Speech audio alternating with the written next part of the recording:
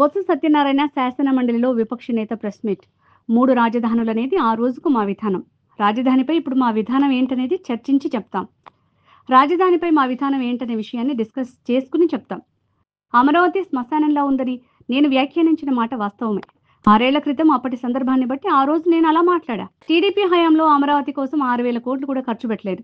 అమరావతి వల్లకాడులా మారింది. అక్కడికి వెళ్ళి ఏం చేస్తామని గతంలో నేను మాట్లాడా. రాజధాని విషయంలో ఫైనల్ గా సార్ 3 రాజధానులు కట్టుబడి ఉంటారు, అమరావతికి మద్దతు ఇస్తారు. మేము చెప్పాం కదండి, మా విధానం 3 రాజధానులు అవసరం చెప్పాను నేను ఆ రోజుకి.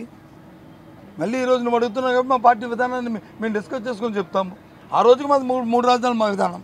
అప్పుడు ఆ రోజుకి నేను ఈ రోజుకి మళ్ళీ పార్టీ డిస్కస్ చేసుకొని చెప్తాను. మేము డిస్కస్ చేసుకొని మేము చెప్తాము. ఆ రోజుకి మా విధానం ఇది. అందులో రాజధాని ఇక్కడ శాసన రాజధాని పెడదామని ఇక్కడ వచ్చి తయారు చేద్దామని అనుకున్నాం. ఈరోజు మీరు అడిగారు కాబట్టి మళ్ళీ ఈ సమస్య మళ్ళీ ముందుకు వస్తే దాని మీద డిస్కస్ చేసుకొని మేము చెప్తాం. అదే చెప్పాను అందుకు వచ్చి చెప్పాను నేను ఆ రోజు కూడా 1,19,000 కోట్ల రూపాయలతో వచ్చి ఈ అమరావతి డెవలప్మెంట్ ప్లాన్ పెట్టారు. రోడ్లకి, సచివాలయానికి, అలాగే హైకోర్టుకి, అలాగే శాసనసభకి పెట్టారు. పెట్టి ఆ రోజుకి ప్రభుత్వం నేను మున్సిపల్ అడ్మినిస్ట్రేషన్ మినిస్టర్గా సిఆర్డీ నేను ఛార్జ్ తీసుకున్నప్పటికీ 6,000 కోట్లు మాత్రమే ఖర్చు పెట్టారు.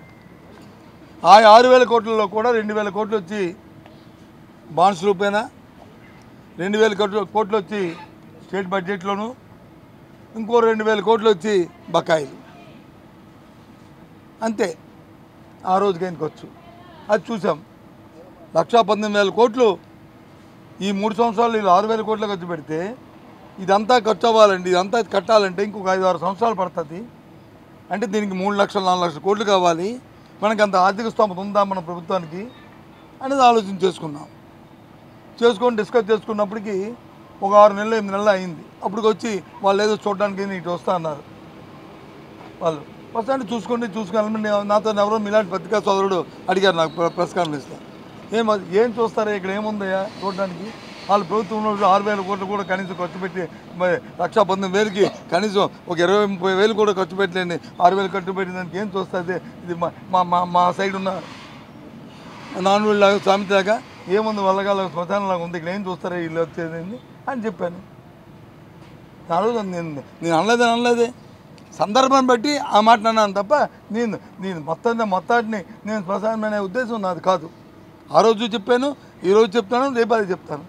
నా ఉద్దేశం అది కాదు, ఆ సందర్భం అది.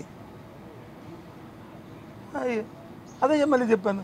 ఆ సందర్భం ఇప్పుడు ఎందుకు వచ్చింది, బడ్జెట్కి దీని రిలేటెడ్ ఏంటి అంటే డైవర్ట్ చేయడానికి కదా. ఆ నేపథ్యంలో చెప్పాం. మరి 11,500 రూపాయలు ఎందుకైంది స్క్వేర్ ఫుట్కి. ఇది ఎప్పుడు రేటు 7 సంవత్సరాల కిందటి రేటు. 7 సంవత్సరాల కింద అంటే ఆ రోజుకి ఈ రోజుకి అంటే ఇవాళ అయితే 20,000 అవుద్ది. ఆలోచన చేయండి ఏ రకంగా దోపిడీ జరిగిందో, ఏ రకంగా జరిగే ఆ రోజు కార్యక్రమాలు అనేవి. సో ఏదైనప్పటికీ కూడా మా ఉద్దేశం మనందరం కూడా ప్రజలతో బాధ్యతగా వచ్చాం కాబట్టి, ప్రజలకి మనందరం కూడా జవాబుదారీతనంగా ఉన్నాం కాబట్టి మా బాధ్యత మేము నిర్వర్తనం మేము చేస్తున్నాం. కానీ ఇవాళ అధికార పక్షం బోల్డో చేస్తూ ఏదైనా అడిగితే మమ్మల్ని పాసింగ్ రిమార్క్స్ చేస్తూ బురద జల్లడానికి ప్రయత్నం చేస్తుంది. ఎంక్వైరీ ఏమంటే ఎంక్వైరీకి దాని దర్యాప్తు జరపడానికి తయారీగా లేదు. ఇది ద్వంద్వ ప్రమాణాలు పాటిస్తున్న విషయాన్ని మీ ద్వారా రాష్ట్ర ప్రధానికి తెలియజేస్తున్నాం. ఎవరు రాశారు, ఎందుకు రాస్తారు? వైఎస్ఆర్సీపీ తరఫున రాస్తే మాత్రం ప్రభుత్వం వాళ్ళదే కదా. అవన్నీ ఎనానమస్ లెటర్ కన్సిడర్లో తీసుకుంటారా? బొత్స పేరుని రాస్తే 70గా బాధితుల మంచిగా రాశాడు.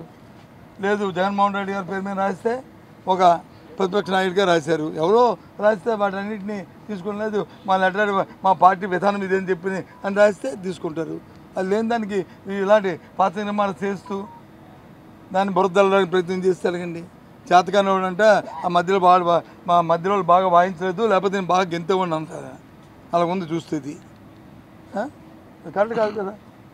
హౌసింగ్ వ్యవహారంలో కూడా చర్చ జరిగింది. మీరు 5 ఏళ్లలో 30 లక్షల ఇళ్ల స్థలాలు ఇస్తే దాంట్లో కనీసం 6 లక్షల ఇల్లు కూడా కట్టలేదని మంత్రి పార్థసారథి కూడా కట్టమ్మా. ఆయన నోటితో చెప్పాడు 6,50,000 కట్టారు, 6,50,000 కట్టారు, ఇంకా మిగతా వచ్చి ఈ దశలో ఉన్నాయని ఆయన చెప్పాడు. అక్కడ జరిగిన చర్చ ఏంటంటే పార్థసారథి గారు వచ్చి వైసీపీ ఎమ్మెల్యేగా ఉన్నప్పుడు,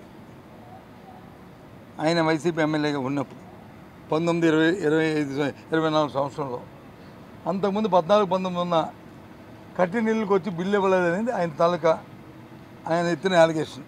దానికి మేము ఏం చెప్పామంటే మాకు తెలిసి మా నియోజకవర్గంలో ఆయన కూడా మంత్రి గారు ఎమ్మెల్యేగా ఉన్నప్పుడు శాంక్షన్ అని ఇంటికి అన్నిటికీ ఇచ్చారు. ఏదైతే కట్టేసి శాంక్షన్ అవ్వకుండా నాకు బిల్లు ఎవరైతే అడిగారో వాళ్ళకి మాత్రం ఆ రోజు ఇవ్వడానికి తయారు, ఎందుకంటే అదొక స్కామ్ కింద అయిపోతుంది. కాబట్టి దానికి మాత్రం ఆపింది మాత్రం వాస్తవం మా నియోజకవర్గంలో కూడా జరిగాయి అనేది నీ నియోజకవర్గం జరిగింది. సారథి గారు ఒకసారి ఆలోచన చేయండి, చూడండి అని చెప్పాం, అది జరిగింది. ఓకేనా? స్టేట్మెంట్ ఇచ్చారు. సజ్జల రామకృష్ణారెడ్డి పవన్ కళ్యాణ్ వాళ్ళందరం తిట్టమని అని స్టేట్మెంట్ ఇచ్చారని ఆయన. అయ్యో నా మాట అంటావా, వాళ్ళు పత్రికల్లో రాస్తారు, మీ టీవీలో చూపెడతారు, ఇలాంటి 2-3 టీవీల్లోనూ. దానికి సమాధానం చెప్పండి, ఏం చెప్తాను చెప్పి. ఆయన ఇచ్చిన స్టేట్మెంట్ కానీ లేదు ఆయన ఇచ్చినట్టుగా ఏ అధికారి, నేను అధికారి చెప్పమను, ఒక పోలీస్ అధికారిని చెప్పమను, ఇగో ఆయన ఇచ్చిన స్టేట్మెంట్ అధికార స్టేట్మెంటు ABCD లేదు టీవీలో ఆయన తాలూకా అప్పుడు చెప్తాము. అంతేగాని చెప్పకుండా ఊహలతో రాసుకొని దానికి ఆన్సర్ చేయమంటే ఎలా చేస్తామండి? ఇది ధర్మం, అది మీరు అడగకూడదు, మేము అలాంటి వాటికి మేము రెస్పాండ్ అవ్వకూడదు. ఎందుకంటే జరుగుతున్న పరిస్థితులు తెలుసు కాబట్టి మనకి ఏ విధంగా మ్యాన్ఫ్యాక్చర్ చేస్తున్నారో, ఏ విధంగా దాన్ని ఉన్నది లేనట్టు లేనిది ఉన్నట్లు ఏ విధంగా చూపెడతారో మనం చూస్తున్నాం కదా, దాన్ని ఎలా రెస్పాండ్ అవుతాం?